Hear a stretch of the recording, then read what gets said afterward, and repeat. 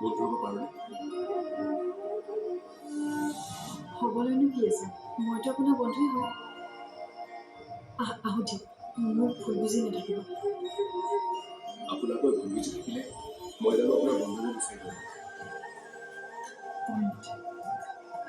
ভালে থাকক, আহোঁ। ভাল লগা, ভাল পোৱা এইবিলাকৰ পৰা সদায় মই নিজক আঁতৰাই ৰাখিছোঁ। কিন্তু এইবাৰ ক'ব নোৱাৰাকৈ ভাল লাগি গ'ল আপোনাক মোৰ।